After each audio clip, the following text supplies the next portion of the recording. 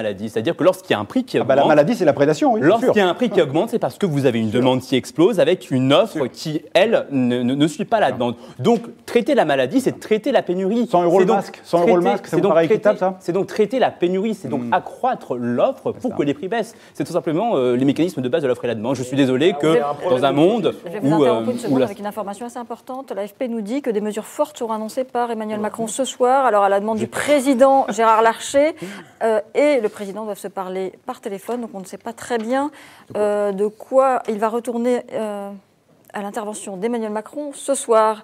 Notre question, peut-on avoir confiance en notre système de santé?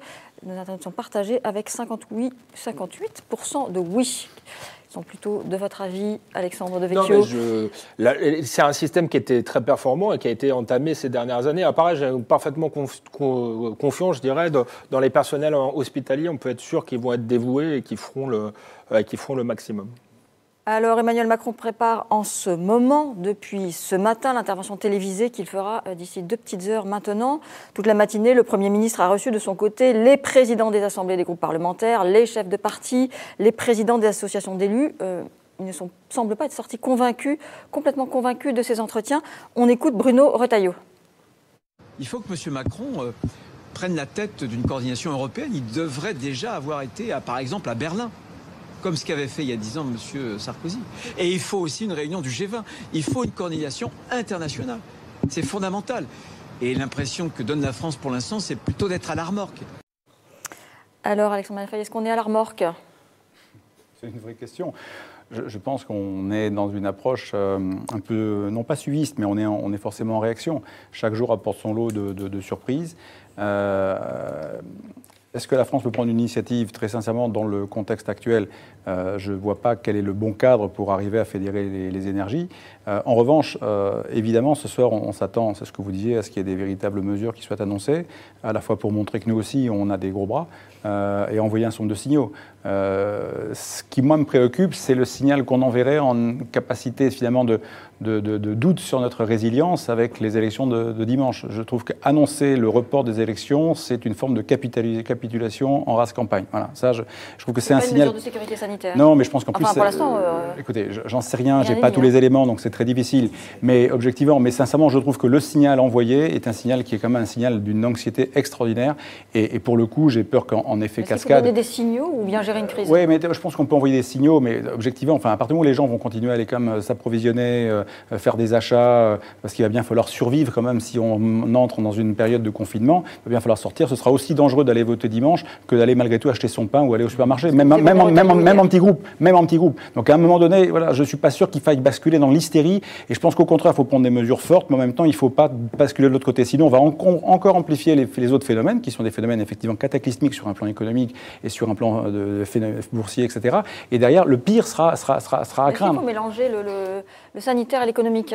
Alexandre, qu'est-ce que vous feriez, vous, à la place du président? C'est le problème de l'intervention de Bruno Retailleau, je trouve. Il y a des choses qui sont du ressort de notre souveraineté à nous. Est-ce qu'il faut fermer les frontières? Est-ce qu'il faut prendre des mesures de confinement plus drastiques, reporter les élections, etc. Ça, c'est il n'y a pas besoin de convoquer l'Union européenne et encore moins le G20 pour faire ça.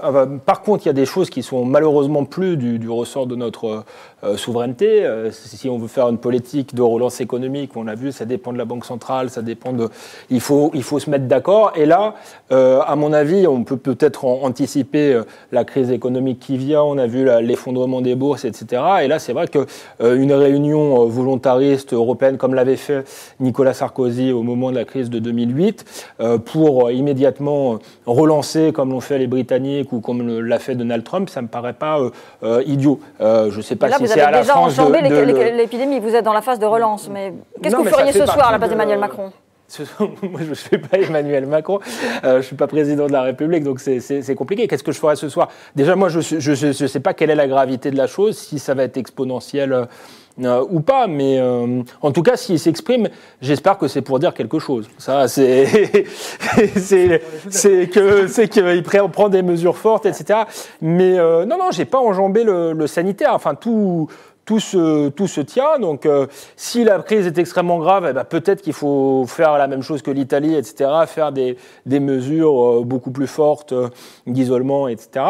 Et par contre, pour ce qui est du ressort économique, moi, je pense que là, il faut que les Européens agissent vite. J'aurais aimé qu'on puisse agir à l'échelle française, mais c'est plus le cas. Avec l'euro, etc., c'est impossible à faire. Donc là, il faut effectivement, ça me paraît pas absurde de se réunir et de prendre des mesures beaucoup plus volontaristes qu'on est en train de les prendre. Qu'est-ce qu'il faut faire aujourd'hui ?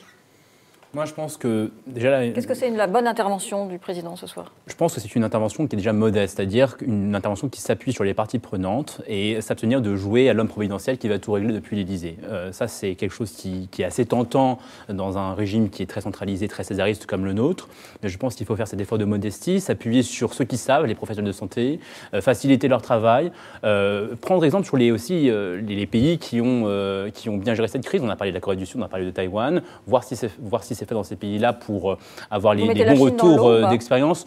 Non, la Chine, je ne pense pas qu'on puisse qualifier leur gestion de crise. Trop proche de la Corée du Nord. Les premières semaines de gestion de la crise de la Chine qui a consisté à étouffer les voix, les lanceurs d'alerte, je ne pense pas que ce soit un modèle de gouvernance. L'OMS est dithyrambique sur la gestion de la crise une fois qu'elle était émergée. Pardon ? L'OMS a été dithyrambique sur la gestion de la crise après ces 3 semaines. Oui, mais bien sûr. Mais on n'a pas les moyens. En fait, la question ne se pose pas tellement parce qu'on n'a pas les moyens, pour le coup. On n'a pas un État en capacité. Et Dieu soit loué, je suis anti-étatiste, mais on n'a pas un État totalitaire en capacité de confiner des millions. Qu'est-ce qu'on entend par action forte ? C'est-à-dire que cette volonté de l'action forte pose quand même 3 problèmes. Le premier, c'est quel est le niveau de risque acceptable que l'on s'impose ? Quelle est la contrepartie que nous sommes prêts à faire pour réduire ce risque ? Je crois qu'on est tous d'accord ici que réduire le risque de virus, c'est certes un objectif souhaitable, mais pas à n'importe quel prix. Sinon, on assignerait chacun à résidence. Et vous voyez bien qu'on est encore ici, on veut encore bénéficier de la vie sociale parce qu'on est prêt aussi à tolérer un certain niveau de risque. Donc attention, ne pas non plus tomber dans l'espèce de démagogie. Oui, alors en fait, il n'y a pas de réponse universelle. Parce que l'aversion au risque est quelque chose de très subjectif. La notion de contrepartie acceptable est là encore quelque chose de subjectif. Il y a des gens, vous leur dites, vous avez une chance sur 2 de crever demain en sortant, ils vont continuer à sortir, ils vont continuer à profiter des bienfaits de la vie. Et d'autres personnes, vous leur dites, vous avez une chance sur 1 million de vous faire attaquer par un terroriste, ils vont rester chez eux confinés parce qu'ils sont très frileux. Donc il n'y a pas de réponse universelle. Je pense que c'est aussi quelque chose qui dépend de facteurs culturels, psychologiques. Quels sont les risques, quelles sont les contreparties que nous sommes prêts à accepter pour faire face à cette crise sanitaire. Où est-ce qu'il faut mettre le curseur entre le sanitaire, l'économique, le risque ? Tout à l'heure, vous demandiez la réponse européenne, est-ce qu'il faut aller à Berlin, etc. Je pense que là, on navigue à vue. Je veux dire, effectivement, en demandant à ceux qui savent, parce qu'Emmanuel Macron ne sait pas, donc il se renseigne pour essayer de comprendre et d'adapter la meilleure stratégie de défense par rapport à ce virus qui se propage très vite. Il ne sait pas, donc il navigue totalement à vue. Et on voit que les informations du matin sont démenties le midi, sont démenties le soir. Donc je pense sincèrement qu'il fait ce qu'il peut. Il fait ce qu'il peut avec ses moyens, avec l'entourage qu'il a. Et moi, je lui fais plutôt confiance parce qu'il est président de la République et qu'il a tous les leviers pour faire quelque chose. Maintenant, c'est quoi une mesure volontariste ce soir ? Effectivement, il vaut mieux qu'avant, pour qu'on le regarde, ils ne nous disent pas « je ne vais rien annoncer ». Parce qu'en termes de communication, ils grilleraient une cartouche fondamentale en allant pour ne rien dire. Peut-être, j'en sais rien. Moi, franchement, j'en sais rien. Ce matin, c'était une connerie. Ce midi, il y a la rumeur qui a commencé à courir et ce soir, c'est devenu une évidence. Vous avez ce matin Gérard Larcher qui est reçu par Emmanuel Macron. Vous avez le JDD qui dit à la sortie qu'il va annuler les municipales. Larcher est dément, et ce soir, il a un call téléphonique avec le président de la République. Franchement, je crois qu'on est step by step, c'est tellement l'évolution et en temps réel que... Ce qui est étrange quand même, c'est d'annuler les municipales alors qu'il y a eu la campagne tout le long. Enfin, il y a eu des meetings, etc. À ce moment-là, il fallait les annuler bien avant. Là, on est à la veille du vote, ça me paraît étrange et incohérent. Je pense qu'il y a deux...